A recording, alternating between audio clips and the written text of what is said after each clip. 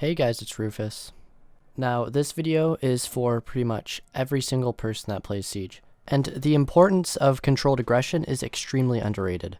And so I'm first going to talk about peeking too much. When you're thinking about controlled aggression, you're usually thinking about someone that's peeking too much, and to get some idea of how important it is to control your aggression, I want to let you know that the difference between a Challenger League player and a Pro League player is controlled aggression. A huge amount of the players in Challenger League just swing everything and they play an extremely frag-heavy game. And while this does work for some people, it's not a consistent or an effective playstyle. And I know I basically just contradicted myself, but hear me out. When you're playing a game of overpeaking and being extremely aggressive, it's only going to consistently work if you're way better than the enemy team, because almost anybody can punish you if you overpeak. Even though I've played against a lot of really high competition and have a lot of experience on this game, I know that gold players can punish me if I overpeak and play carelessly. So before you're about to peak, ask yourself these questions. Is this a good idea? And if I die, who will get my refrag? And what I mean by refrag in this context is if you die, is your teammate going to kill the person who killed you? And to know whether or not it's a good idea to peek, just look at the game.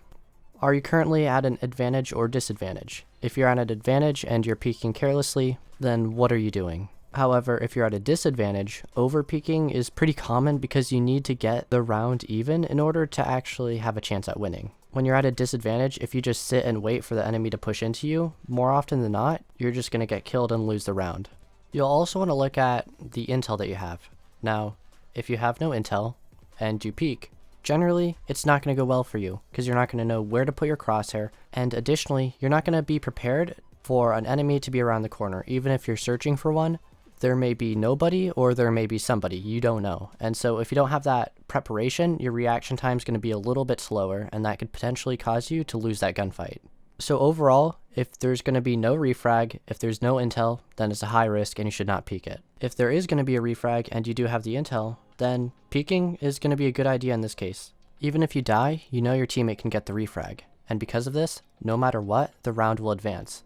If you're at an advantage, it will become a 5v4 to a 4v3, or if you're at the same, like a 5v5, it would become a 4v4. So no matter what, you know you're not going to get hurt from this unless you or your teammate messes up. Now my next tip is going to be mostly regarding roamers. Now, if you're a roamer, overpeaking is a huge problem, because as a roamer, you are the first line of defense, and the most common reason that people lose rounds is because of a failed roam game. As a person who's usually on the support role, I absolutely hate being on site and seeing your roamers do something stupid that puts you at a 3v5 or a 4v5. And so as a roamer, you need to learn to fall back and waste time without losing your life. And implementing this is actually pretty easy. Here's an example. Let's say you're defending gym bedroom on Clubhouse. Now for this site, it is meta for the defenders to extend into construction and also extend into cache. Essentially, the defenders are just having a large hold across almost the entire top floor. And so let's imagine you're a roamer and you're in cache. You're trying to hold it, and the attackers are pushing into CC so that they can open up the cache walls and push you out of this room. Now when the cache wall is opened, it is going to be impossible to play in cache for a few reasons. One, people can shoot under the green box, and you don't really have a lot of cover unless you want to play close on the cache breach or on this table, assuming the triple wall gets opened. But no matter what you choose to do, you're going to be extremely predictable, and if both of the walls get opened in cache, you cannot play in here, no matter where you are. In addition, people can breach below you very easily, and so if the attackers already know that you're going to be behind green box, they can just breach below green box and essentially force you out of that position already. And lastly, you're going to be extremely vulnerable to projectiles. So with all of this in mind, you need to know how to fall back. Try and think of Siege as like a set of conditions. When one thing happens, then another thing must happen, or else this will happen.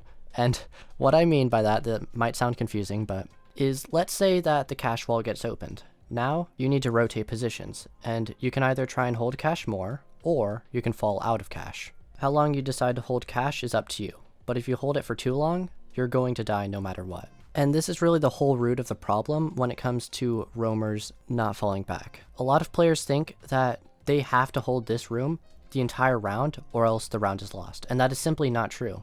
Because if you're that roamer inside of cache, once you fall out, you can just go to construction.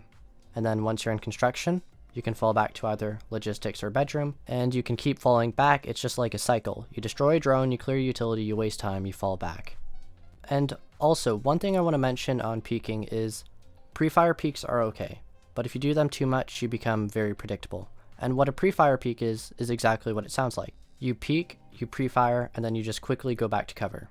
The advantage of this is you can get some shots off without having to risk yourself as much. However, I'd be careful, because sometimes I've found myself in situations where I accidentally shoot for too long when I pre-fire peek, and then I get killed because I end up going from a pre-fire peek to a full peek.